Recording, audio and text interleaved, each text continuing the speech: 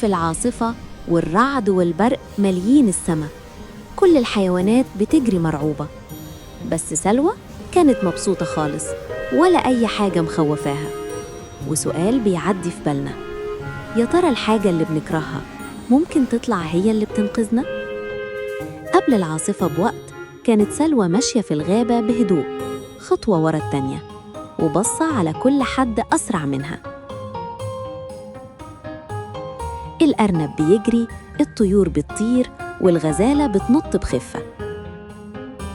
وسلوى تحاول تسرع بس جسمها تقيل، والصدفة عاملة لها تقل. وقفت وقالت بزعل، ليه أنا كده؟ ليه الصدفة دي تقيلة؟ وحست إنها مش بتحب نفسها.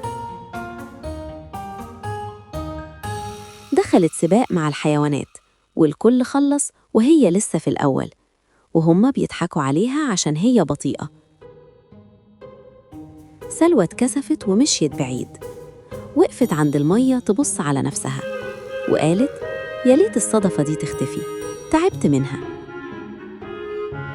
وفجأة السما اسودت والريح هليت، الحيوانات جريت تدور على مكان يستخبوا فيه. المطر نزل جامد، الحيوانات اتبلت وما قدروش يلاقوا مكان يستخبوا فيه. لكن سلوى دخلت جوه صدفتها، والمية تنزل من فوقها كأنها مظلة. لما المطر هدي خرجت سلوى بهدوء وقالت اللي كنت شايفاه تقل عليا طلع هو اللي بيحميني. رجعت تمشي ورفع راسها، أول مرة تحس إنها راضية عن نفسها، وقالت من النهاردة هحب كل حاجة ربنا خلقها فيا. أصحابي، ما تنسوش تعملوا لايك وسبسكرايب عشان يوصلكم كل جديد.